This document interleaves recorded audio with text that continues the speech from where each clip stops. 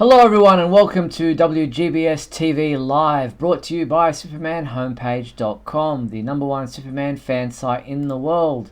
My name is Steve Eunice. In this our May 7th, 2019 show, we're going to be covering a range of topics including the latest Supergirl episode, details about the Season 4 finale, we're going to be talking Krypton Season 2, and we're going to be talking comic books as well. We'll also be opening the lines to talk to you and take your questions and comments about any Superman topic you'd like to discuss. And to let you know how you can get involved in tonight's show, let me introduce you to my co-host, Mr. Michael Bailey. Hey, Mike. Hey, Steve. How's it going? Good. Alrighty, now, I guess that was a question that required an answer. I apologize. Now, since WGBS Live is all about Superman, we want to hear from all of the Superman fans that are watching us right now live on YouTube. So around the halfway mark, and if technology doesn't get in the way, and if we have the time, we're going to start taking your calls. To do that, you're going to need Skype. Go to Skype, find Superman homepage, message us, and we'll try to get you on the show. Now, a couple important things to remember. One, message us first. Don't just call, because that can screw up the way we're recording this and broadcasting. I guess we are broadcasting rather than recording. And two, if you have external speakers and you're listening to us not on headphones, please turn your speakers down so that there isn't that delay thing that goes on. Exactly. So we hope to be able to get some people to talk to tonight. We haven't got too much on the docket, so we should have time in the second half hour of our show to be able to speak to people. And if you're watching this live via YouTube, you can join in the comments there, and Michael and I will react to those comments and questions as the show goes on. And we want to thank our sponsor and patron, Douglas Meacham. We thank you for your support. Well, Mike, how's your week been? What's been happening in the Bailey household this week? Oh, nothing. It's just getting hotter, so that's fun. Yeah. Not in that not at all kind of way. I've also, for reasons that escape me at the moment, I've been rereading New Krypton because I haven't read that. I didn't even finish it back in the day. So I figured the 10-year mark's maybe enough time to heal and get over all the anger I had back then. So it's an interesting experiment. And to think that, like 10 years ago, we were like right in the middle of that with the World of New Krypton series going on and just all the craziness that involved. As you can see tonight, I've travelled not just to another planet, but also back in time. I'm in the Kryptonian fortress of solitude, if you like, which I thought was appropriate since we'd be talking about Season 2 of Krypton tonight. Yeah, I saw we got some. We're going to be talking about some images that have been released of a certain villain that looks interesting. Yeah. Well, there is no movie news to speak of this week, other than the fact that Henry Cavill celebrated his 36th birthday on Sunday. So we wish him a happy birthday, and he's pretty much on the money as far as the age kind of bracket for Superman. We usually think of him about 33, 34 in the comic books, so he's still within the realms of the right age to continue to play the Man of Steel. Yeah, if Robert Downey Jr. can start playing Iron Man at 40, I think Cavill and Amy Adams is over 40 at this point too. So I think he keeps himself in good enough shape that it probably wouldn't matter. Indeed.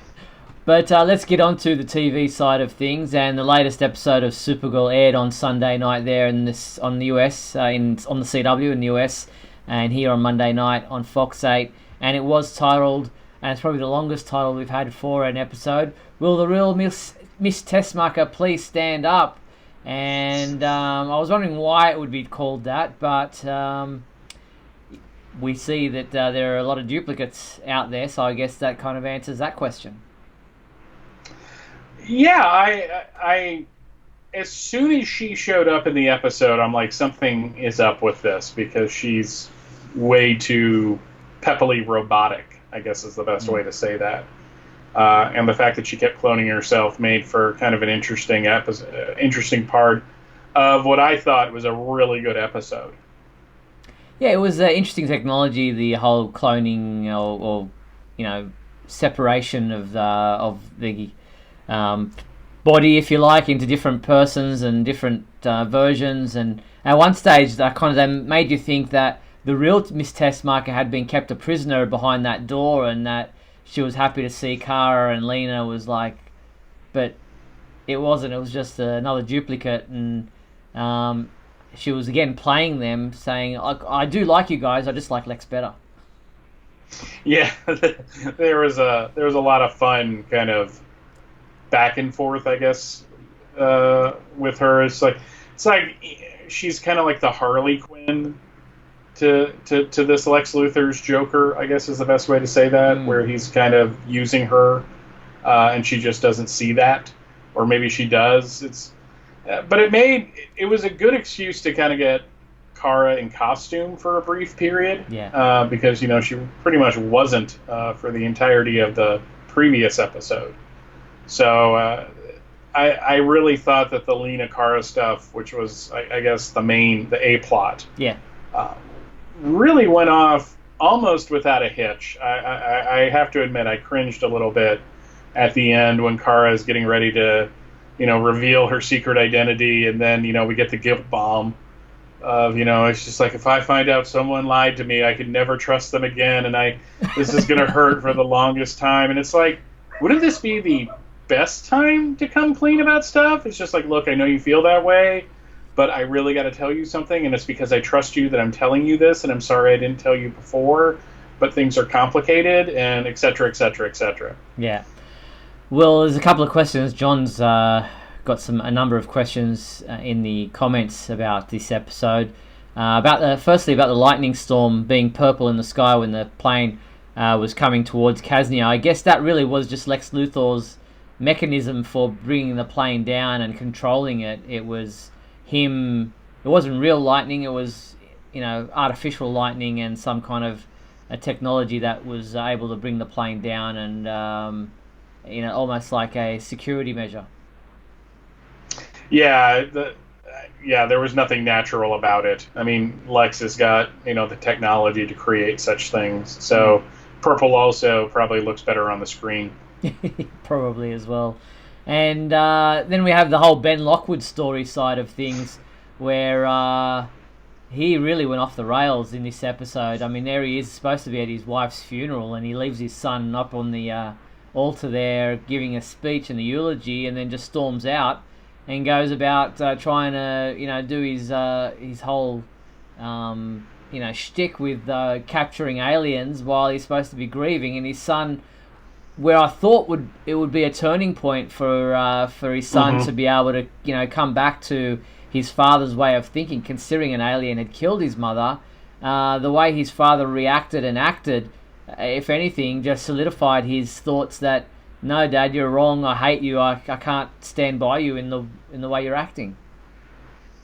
Yeah, I was surprised by that as well. I thought maybe, like you, I thought, okay, he made that nice little turn. He texted the alien from the previous episode, but now his mother's dead, so that's all water under the bridge. But I think it's a good dramatic tool because it's showing that the one person that Ben thought he could really depend on is turning against him. And it kind of showcases, like you said, how he's spiraling out of control.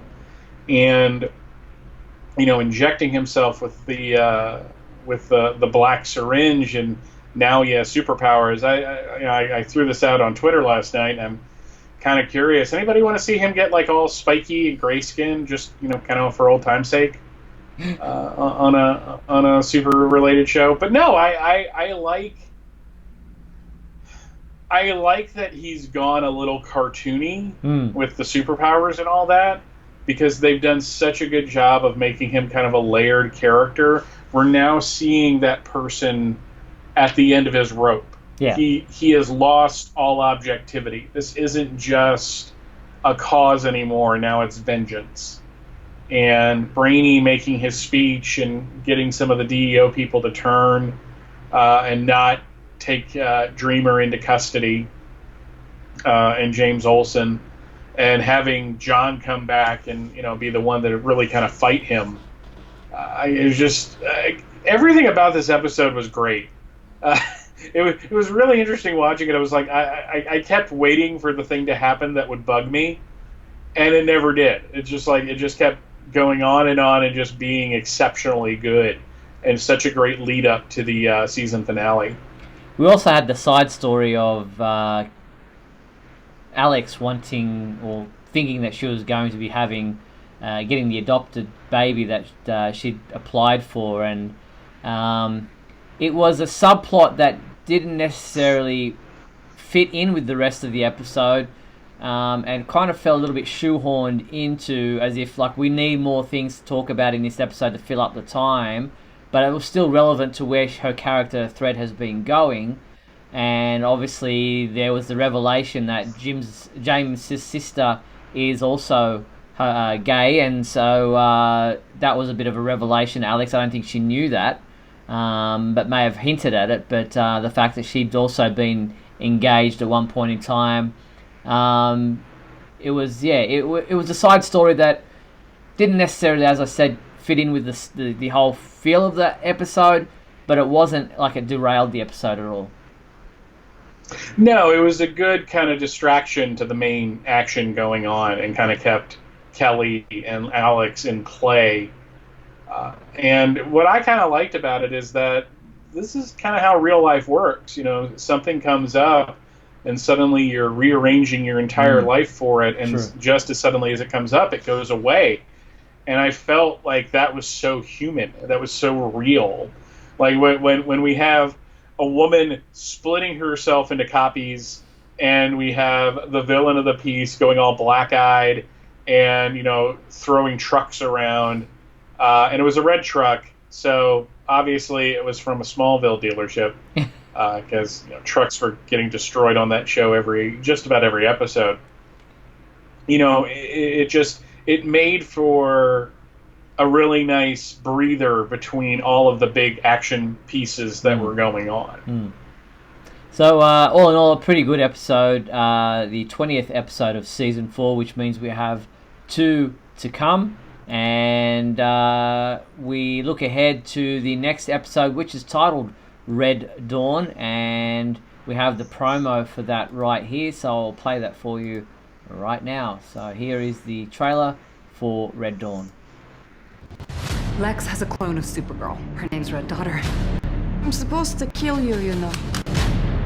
We have the same powers!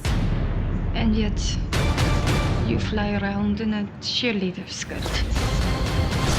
Supergirl, all new episodes, Sunday at 8/7 Central on the CW. So there you have it. I'm wondering, we obviously see there Supergirl going toe-to-toe, cape to cape, if you like, with Red Daughter. Red Daughter dressed in the helmet. I'm guessing if that's just a practical kind of production issue where we have to have the same actress twice rather than have a stunt double who looks like Kara and try to get away with it from angles. Let's just put another actress in the helmet, and that way we don't have to kind of blow our budget. Yeah, I thought that was pretty much what it was too. I wonder if we're going to get like a plot device that in a previous fight her face is scarred or something, so now she's wearing a helmet.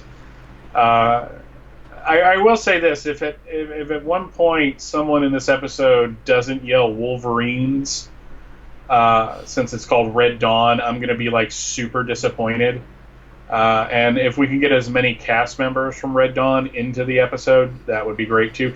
No, this looks like a really interesting episode. I like the Red Daughter in the brown wig, loading a gun.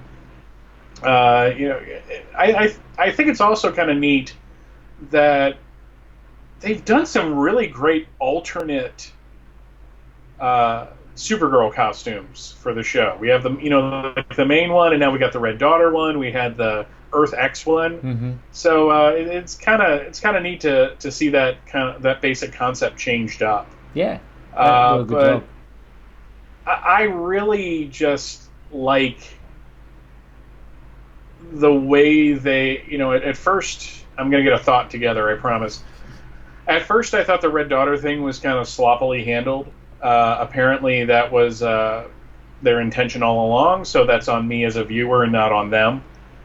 But now that we're like in the end game, so to speak, okay, that was maybe a poor choice of words, considering. Especially since the spoiler ban had been lifted. I didn't know that the UN got involved on that. I was kind of surprised. But no, now that we're in the final stages of this season, I really think season 4 is shaping up to be the best one yet. Simply because of what they managed to do in the season and the kind of excitement and the cool things they were able to bring. And I think Red Daughter, I have a feeling she's going to end up dead. That's just it just seems like what these shows do. But I wonder now what the sneak peek for the next season is going to be.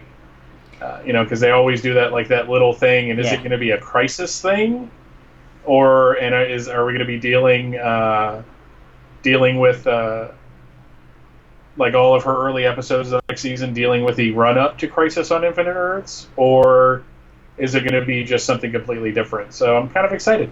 Yeah, it's going to be interesting to see how they do push into that next season, and they usually do that within the finale. But you have that clash of Supergirl beyond that, which is the season 4 finale, the 22nd episode of this 4th season, and it is titled The Quest for Peace, which is obviously a tribute to Superman 4.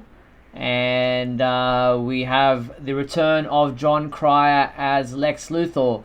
So the description for this episode reads, Lex Luthor descends upon Washington, D.C. and summons Lena and Lillian Luthor to the White House.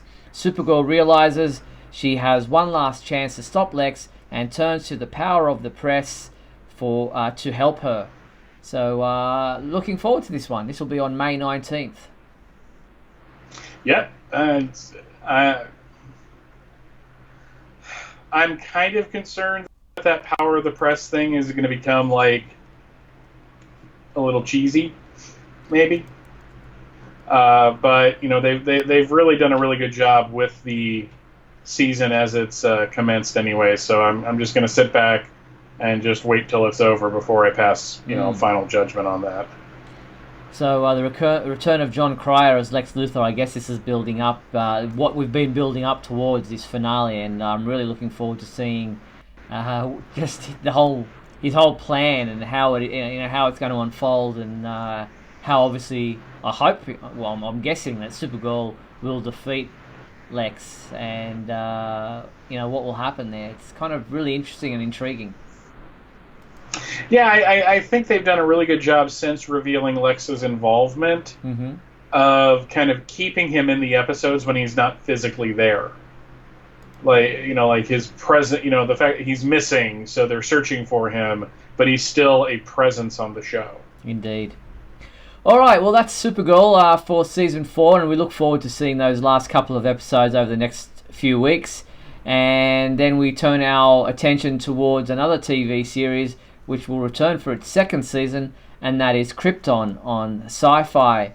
And to build up the promotion of this upcoming season, Sci-Fi has released a couple of character posters showing us 5 of the characters from this upcoming season, and they're playing on the whole the good, the bad, and the ugly theme. And we have Seg L there as the good, and then we also have the bad, the badder, the baddest, and the bastiche. Is that how you say it? Bastiche? Yeah, something like that. I'll go with that. I'm looking at this Doomsday picture, and I saw it like yesterday or the day before, whenever it really hit. And the way they have Doomsday's face, he looks like Doomsday as if he's one of the Duck Dynasty guys. I'm not... Doomsday is one of those characters that really has not translated to live action as well as maybe he like he should.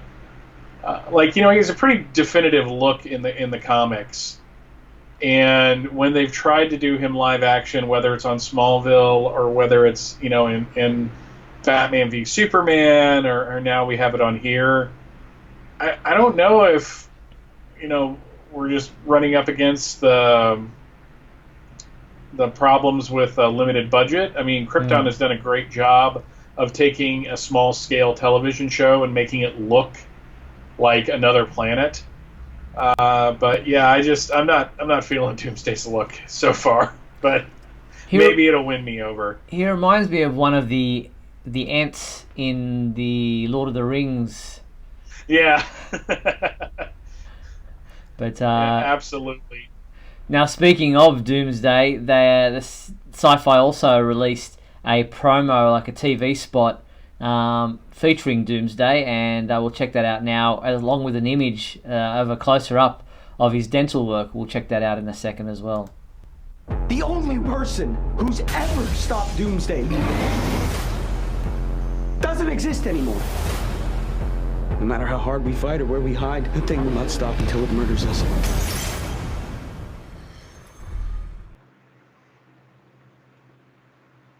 So there we have it. That's the TV spot for the return of Krypton Season 2, focusing on Doomsday. And I mentioned the image that they also released, and that is the close-up right there. And I'm guessing he doesn't brush. Probably not. No. Or floss. I have a feeling that like this version is like the leader of the cavity creeps from the old Crest commercials. So he makes holes in teeth and Superman. So thank you, everybody. I'm here all week. Please tip your waitstaff. So there you have it. That's a close-up of Doomsday's head and face right there. If you can get that out of your mind, then you're a better person than me. But that is what they're focusing on. I'm guessing we'll probably get one for Lobo as well, and Brainiac and Zod coming up to promote the upcoming return of Krypton, which begins June 12th on Sci-Fi there in the US, and I think it's June something as well here in Australia on Sci-Fi. So Krypton Season 2, not that far away, just next month. So while Supergirl wraps up in the next 2 weeks, a couple of weeks later, you'll be able to stop jumping on Krypton Season 2. Just to answer Tina's question in the chat, she asks if Doomsday is like the Hulk. The madder he gets, the stronger he gets. He's extremely strong already. What Doomsday's shtick is that whatever kills him when he comes back, he cannot be killed that way again. The origin, which actually, ironically enough, was revealed 25 years ago. I was reading an article today, somebody celebrating the 25th anniversary of Superman Doomsday Hunter Prey, the 3-issue miniseries that revealed Doomsday's origin back in '94. And he was a Kryptonian experiment where they kept killing this organism, and they would bring back the material. They would clone it basically, and it was like this great experiment in adaptation. So the fact that Doomsday died when he fought Superman in Superman number 75 means that when he comes back, he cannot be beaten that way again. So ultimately, they defeat him in Hunter Prey using kind of an interesting device. But so he's just really strong. Yes, and while he can be killed, as you said, he can't be killed the same way twice. So over his lifespan, he's been killed and reborn, and killed and reborn, and killed and reborn, different versions, different ways, so that he's almost indestructible now. And yes, that's why he was such a formidable foe when Superman number 75 came out. So whatever kills him makes him stronger, as Mike says in the comments there. So pretty much that is the prime definition of Doomsday. So that's Krypton Season 2 coming up very soon. Looking forward to it in June. I was pleasantly surprised with Season 1. I had pretty, not low expectations, but not really high expectations of Krypton when it was first announced. And it absolutely surprised me and thrilled me. I was really impressed with the attention to detail, the special effects on a TV budget, the storylines, the actors. It all really came together well. And I love the premise of, if Segel doesn't get this right and, doesn't protect the future, then Superman won't exist. And Zod has played into that in Season 1 and has pretty much rewritten future history, if you like, at the end of Season 1. And we have to wait and see how Segel and the others can correct that and set things back on the correct timeline. And we have Doomsday, we have Lobo, we have Brainiac and Zod all involved in this upcoming season. So really looking forward to the second season of Krypton. And if you haven't watched the first season, then DC Universe digital streaming service is the place where you'll be able to, right now, check it out in full, the complete first season available. Or you can, as I have right here, get the Blu-ray, which is still available out now, the complete first season on Blu-ray combo pack and digital. Yes, I have not picked up my copy yet, but I'm looking forward to getting it because I have to. I think I'm contractually obligated at this point. Now, John's Unless the asking, WB just wants to send it to me, so yes, they should. Not opposed. He says, John's asking, do we think the show will eventually show the destruction of Krypton? Well, probably in its series finale. I guess when it gets to the end, they may, but we're still a couple of generations before Jor-El's even born, so that might be a little tricky. I don't know how they can jump forward that far. Yeah, it's not like Gotham, which, showed Bruce Wayne as a kid and then him kind of growing up, and then they jump forward in the final episode and show him as Batman, or even Smallville. This is a little far back. I mean, I could, like Steve was saying, maybe in the series finale, there's this kind of voiceover. Sigel is telling somebody or Adam Strange is saying what happened later, and so we do see it. But it's not the point of the show. The point of the show is Sigel and his generation and how they're trying to protect the future. But now they've got some complications, with Zod and Brainiac and Doomsday and Bears. Oh my! So, if this was the story of Jor-El as a young man, then yes, I could see that. But this is his grandfather, so it's 2 generations before Jor-El, who isn't even born in this show. Seg hasn't even had his Jor-El's father yet. So, we're a couple of generations away from that happening. So we'll have to wait and see how they finish off the series, if we get some kind of tip of the hat to the future destruction of Krypton. But let's push on, take our quick break, play some messages, and then come back on the flip side to discuss comic books. So we'll be back right after these messages. Don't go anywhere.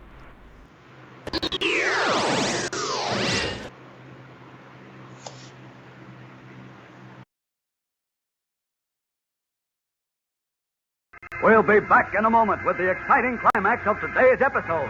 So stand by.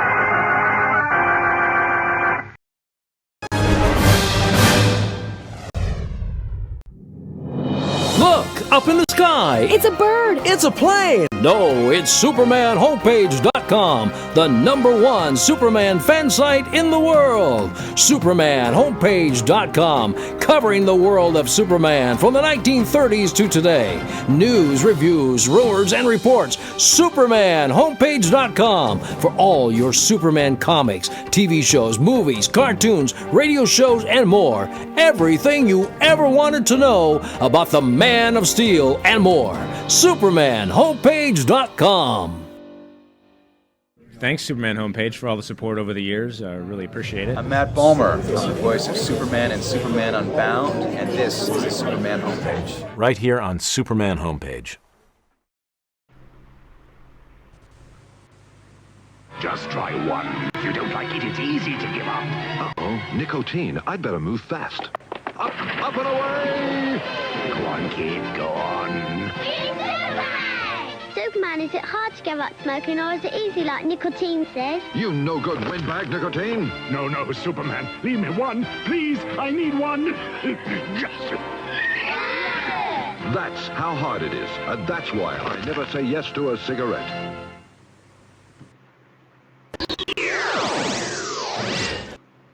And we're back on WGBS TV Live.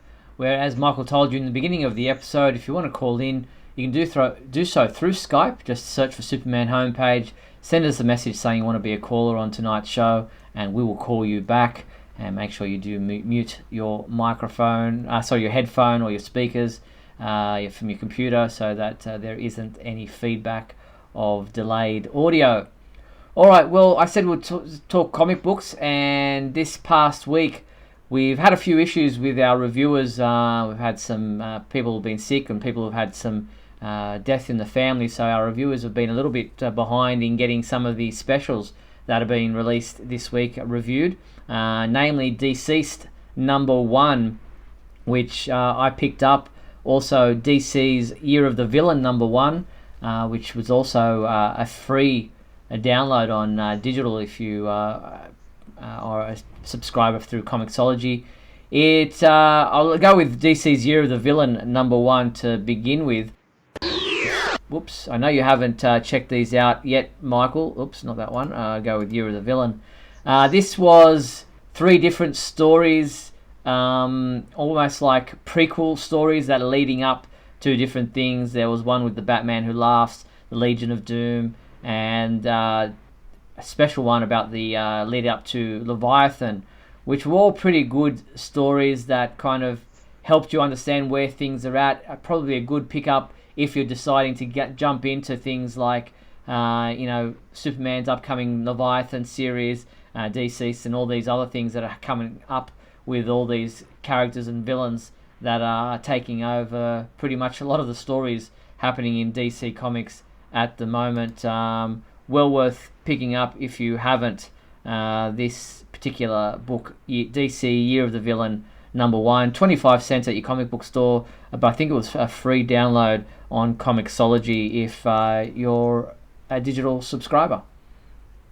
Yeah, they did the same thing last year with the special they put out around the time of Free Comic Book Day. That one, I think the big draw on there was the wedding, the Joker story, and the Brian Bendis Superman story. But no, I'm looking forward to reading all of these. Reading this, I'm not completely sold on Deceased yet, because I still haven't gotten a real straight answer on whether it's like, is this supposed to be happening, or is this like Injustice, where it's an Elseworlds type story?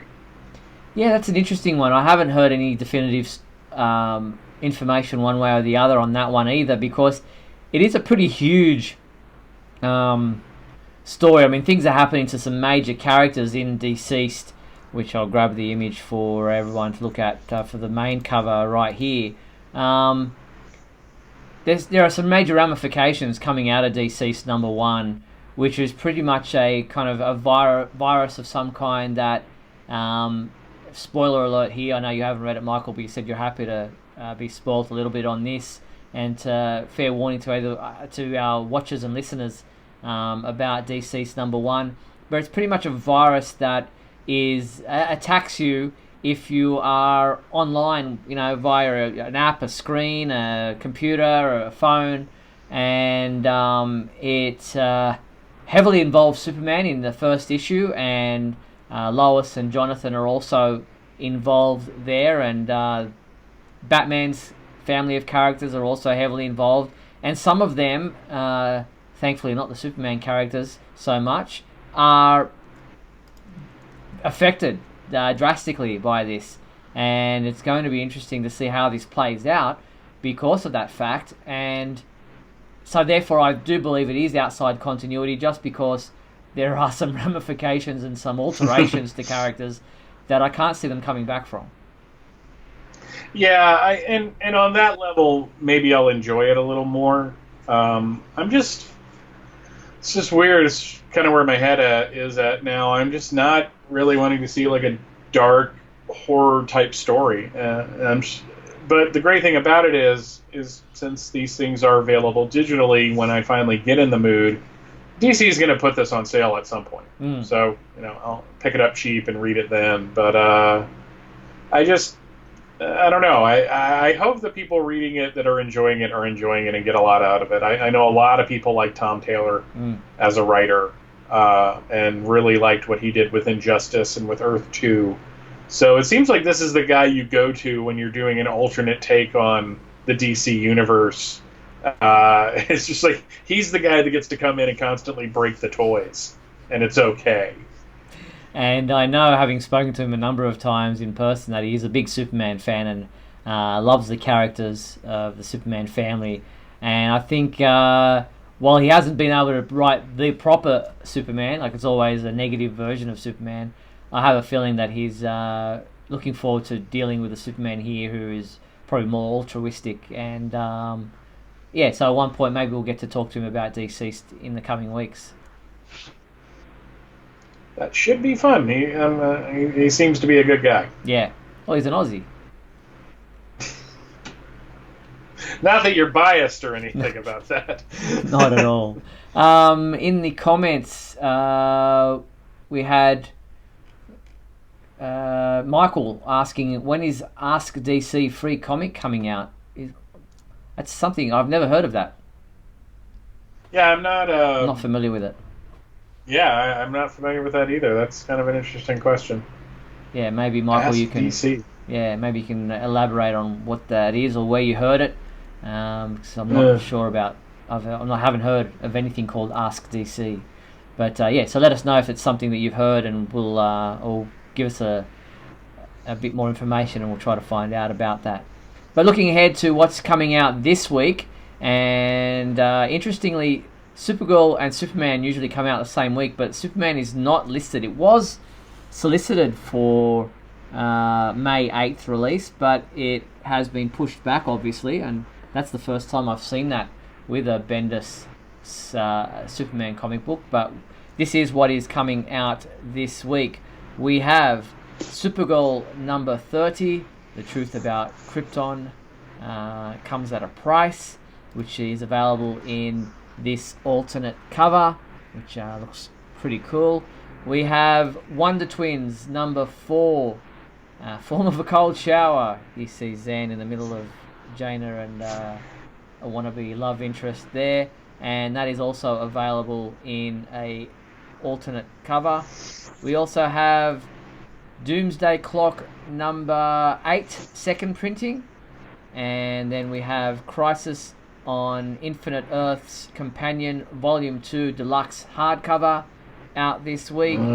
And we also have Justice League Volume 2 Graveyard of Gods trade paperback out this week as well. So that's what's out this week for Superman fans reading comic books. It's a really sharp alternate cover for Supergirl. Amanda Connor. Yeah, she's amazing. She really makes that costume work. Because I remember when that costume was revealed, there seemed to be a lot of doubt about it. But I guess in the hand of the right artist, it looks great. And of course, we have a second printing of a Doomsday Clock book. They have to put something out. Yeah, it's not the final printing like they've been doing with other issues. And I'm really excited that they continued with the Crisis on Infinite Earths companion series. I know they have like that $500 box set that they solicited, so I don't know if that thing is ever going to come out. But I really like the idea that DC is going kind of beyond just having the events and showing some of the crossover issues, because especially for Crisis, some of the crossover issues were quite good. Green Lantern issues were amazing, and if you read the Superman related ones, especially like DC Comics Presents, you got to see like the origin of the Earth Prime Superboy before, he was a sadistic killer and a much nicer guy.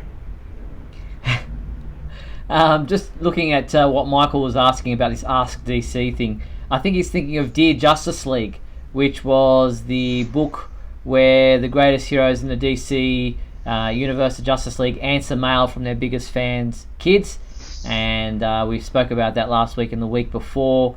I believe it has been released. I think it was published, or actually no, I think it's coming up. What happened was on Free Comic Book Day this last weekend, which was May the 4th, there was a chapter, if you like, from the Dear Justice League, or a selection of pages from that were available as a freebie from your local comic book store.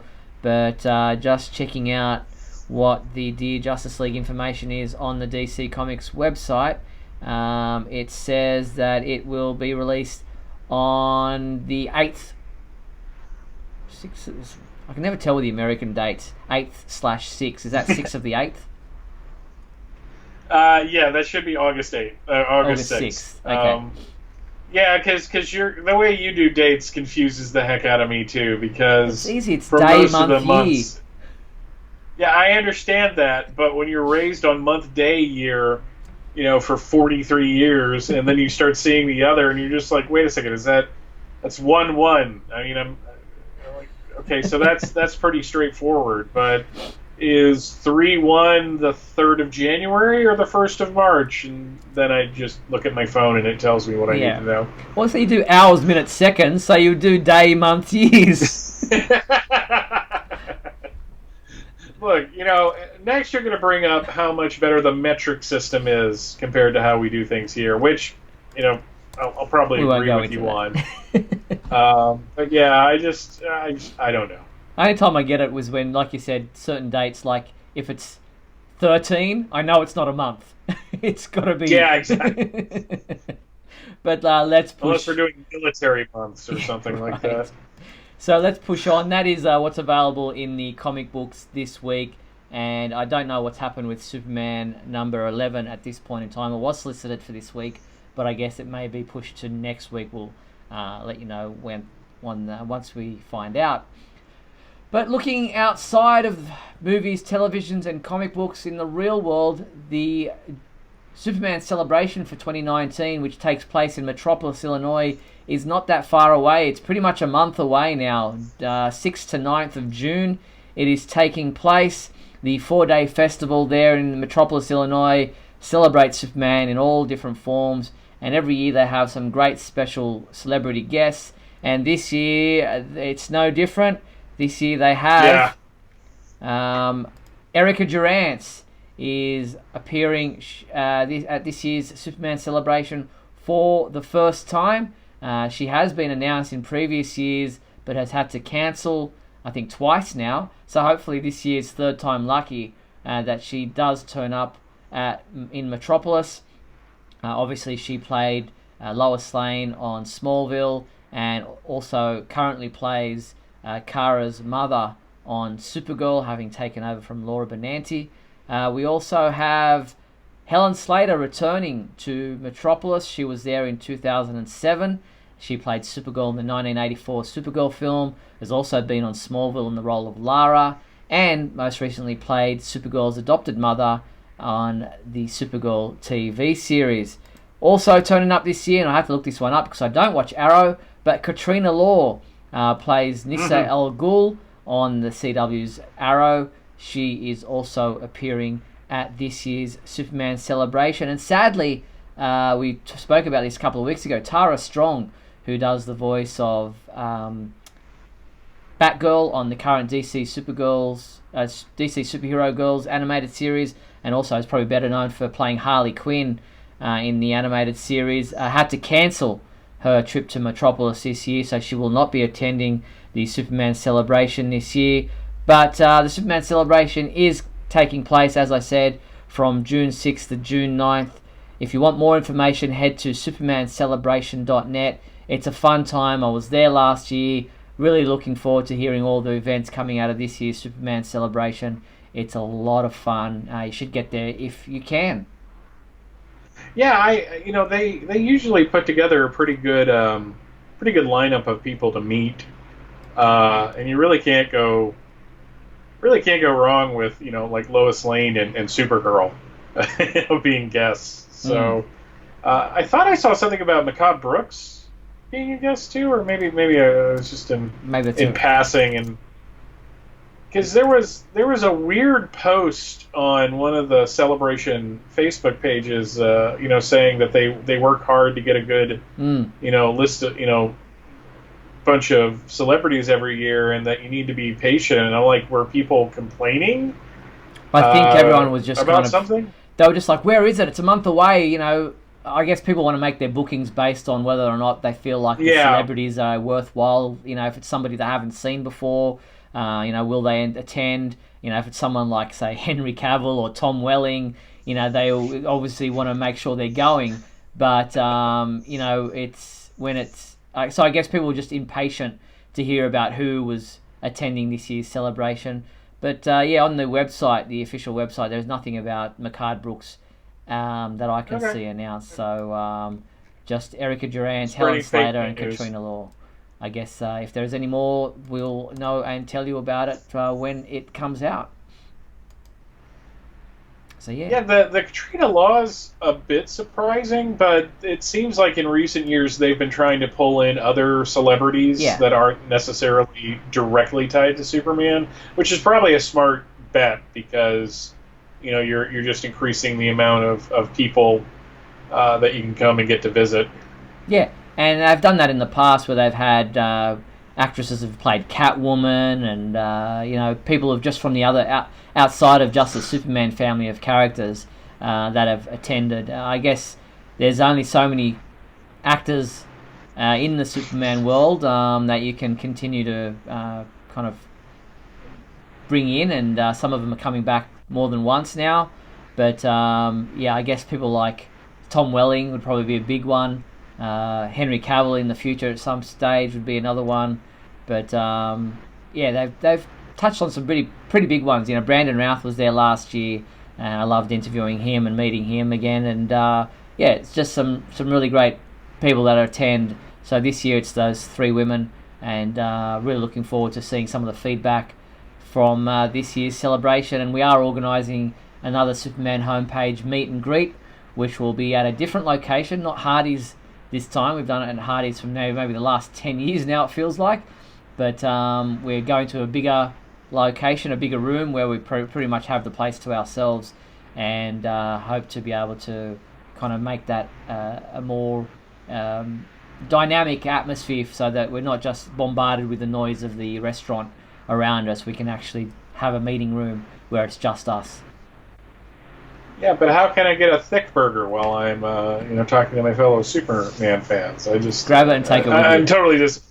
I'm just not going this year because of that and a bunch of other reasons. Yeah, same. Me too. So, all right. Now, in the line of action figures, we'd mentioned these ones before when they were announced. I think it was at New York Toy Fair, but the official announcement from Pop Life has Pop Life Global, together with the Beijing Imperial Court Cultural Development Company, are proud to announce the highly anticipated DC collectible collaboration of these particular figures based on the Chinese warriors and soldier armor, with DC comic characters in those different designs. And here they are, the Superman, Batman, and the Flash. That was the image that was released with this announcement. I don't see an actual release date for these, but the complete figures will include Batman, Superman, Robin, Deathstroke, Wonder Woman, Nightwing, Joker, Harley Quinn, Green Lantern, Arrow, the Flash, and Aquaman. And that was a photo that was at the conventions at the time of the other figures from this line. Yeah, they look sharp. It's interesting of the team up in terms of, you know, the people coming together to produce these figures. But, you know, I guess I think we talked about this when we talked about them weeks ago. You know, there's just so many different ways you can just do the same costume over and over and over again. So, you know, if you're going to excite people, you kind of put it into a different context, and having them be in these kind of traditional, you know, I just don't know how the Flash runs in that thing. It doesn't seem to be good for that. But the Superman one looks really sharp. You know, Batman, you've seen kind of Batman in these types of costumes before, so it's kind of interesting seeing the others. So if you want more information on these, pop-life, so poplife.com is the website of the official Pop Life Global creators, and the rest of the announcement is there on our website. But as I said, I don't see an actual release date announced yet, so keep an eye on that. And these are just action figures.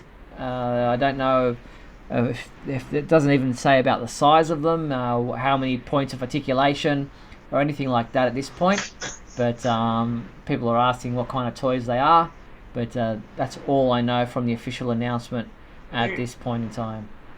Yeah, these look more like just the things you put on a shelf. Yeah, display. I'm sure kids could play with them, and as far as the articulation, I'm sure the articulation is going to be kind of limited, considering everything from the waist down is pretty much covered. Yeah, exactly. So it's probably just the shoulder joints and the hip joint, maybe the neck.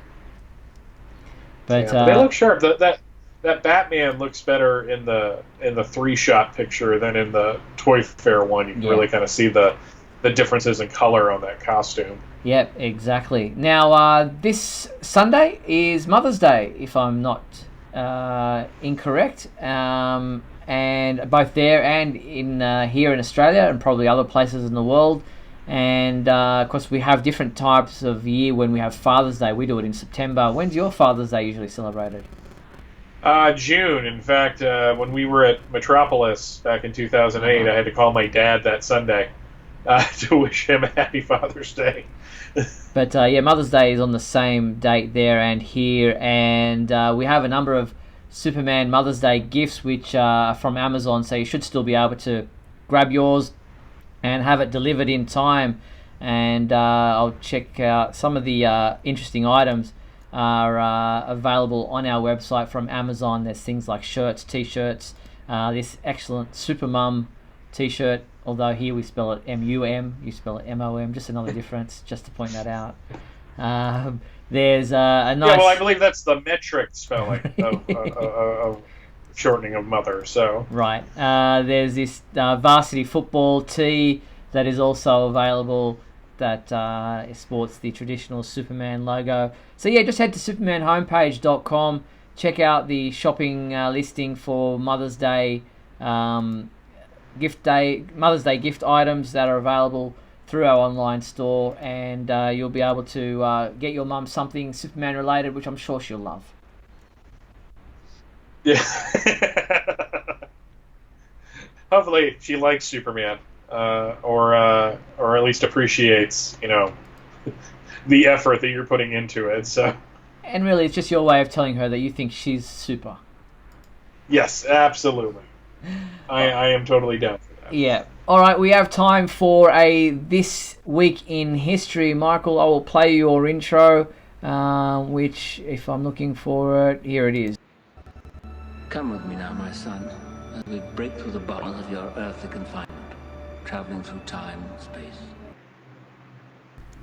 Alrighty, we got to jump to 1959 for this, as the further we can go back. Superman number 130 came out this week, which has this great cover of a bunch of cops shooting Superman. It's a story called The Town That Hated Superman.